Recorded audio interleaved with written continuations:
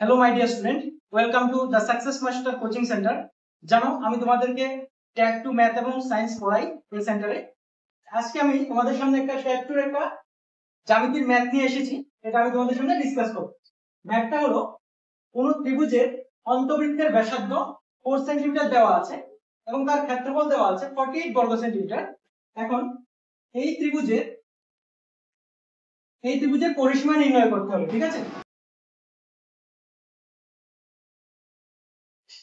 চলো দেখি কিভাবে ত্রিভুজের পরিসীমাটা নির্ণয় করা যায়।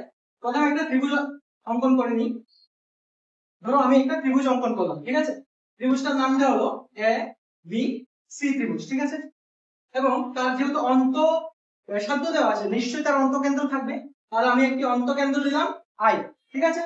এবং ধরে নিলাম এই এবি বাহুর দৈর্ঘ্য স্মল এ এবং বিসি বাহুর দৈর্ঘ্য স্মল বি এবং এসি বাহুর দৈর্ঘ্য স্মল সি, ঠিক আছে?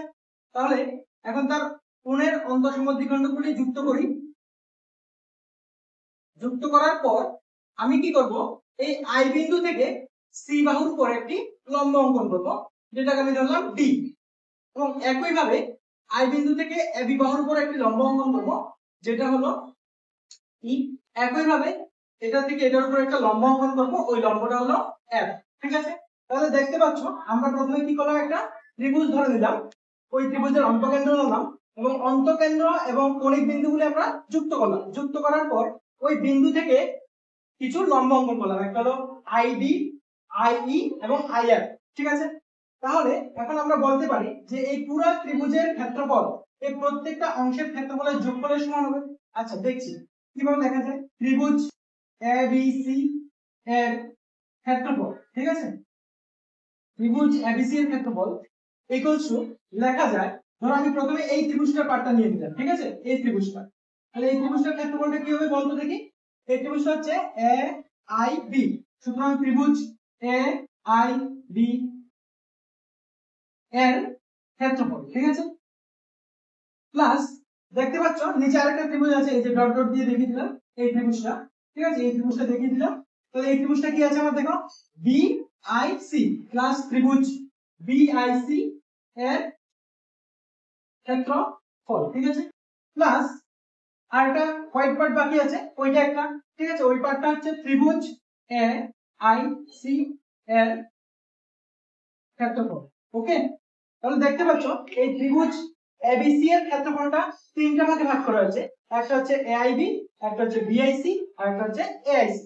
তাহলে এই ত্রিভুজের এই তিনটা পার্টের ক্ষেত্রফল যদি আমরা যোগ করি, তাহলে আমরা পুরো ত্রিভুজটার ক্ষেত্রফল পেয়ে যাব। এখন পুরো ত্রিভুজটার ক্ষেত্রফল আমাদের কাছে দেওয়া আছে 48। চলো এদিকে লিখে নিই 48। ওকে, আচ্ছা, কোন একটা ত্রিভুজের ক্ষেত্রফলের সূত্র কি? হাফ ইনটু ভূমি ইনটু উচ্চতা। তাহলে দেখো এই এ আই বি এই ত্রিভুজটার মধ্যে হাফ ভূমি হচ্ছে এবি, ঠিক আছে? উচ্চতা হচ্ছে যে আই, ঠিক আছে? একই ভাবে বাকিগুলো লিখে দেবো, যেমন বিআইসি ত্রিভুজের ক্ষেত্রে দেখো ভূমি হচ্ছে বিসি এবং উচ্চতা হচ্ছে এই আই এর, ঠিক আছে? তাহলে half into BC into I into F, ঠিক আছে? একই ভাবে লেখা যায় হাফ ইনটু এআইসি।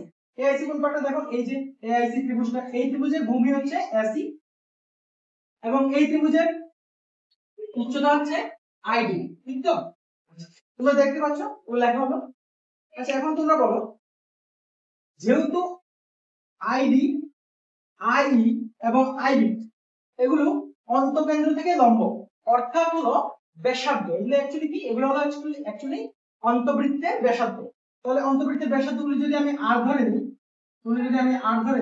তাহলে এই আই এবং আইডি এবং আই ই এফ জায়গাতে আমি কি লিখতে পারবো, স্মল আর লিখতে পারবো। এবং এবি ইকুয়ালস টু কি লেখা আছে দেখো, এফ, এবং বিসি ইকুয়ালস টু বি এবং এসি ইকুয়ালস টু সি লেখা আছে। তাহলে আমি এটা ভ্যালুগুলো পুট করে দেখি, a into r plus b into r plus 1 by c into r, ঠিক আছে?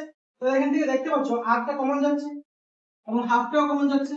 আর আর হাফটা কমন নিয়ে নিলে কি থাকছে, a plus B plus C into 48, ঠিক তো?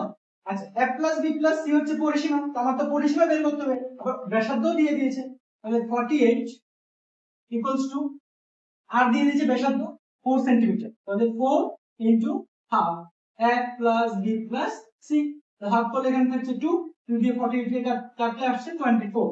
তাহলে আমার কি আসছে a plus b plus c equals to 24 centimetre. এটাই হলো আমার এই ত্রিভুজের পরিসীমা। ঠিক আছে, তাহলে ত্রিভুজের পরিসীমা কত পাওয়া গেল?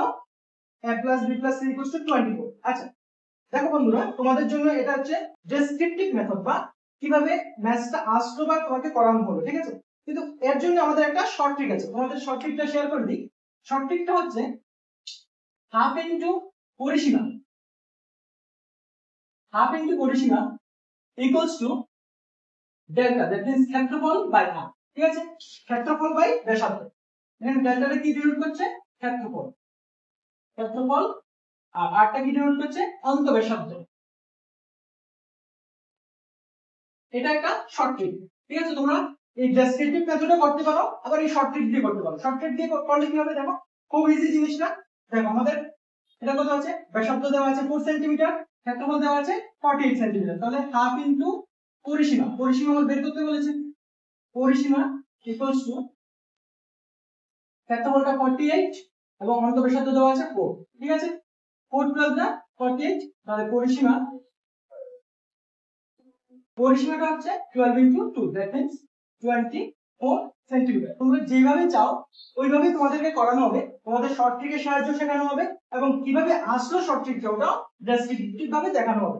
এটা ছিল আমাদের একটা ছোট একটা ডেমো ক্লাস।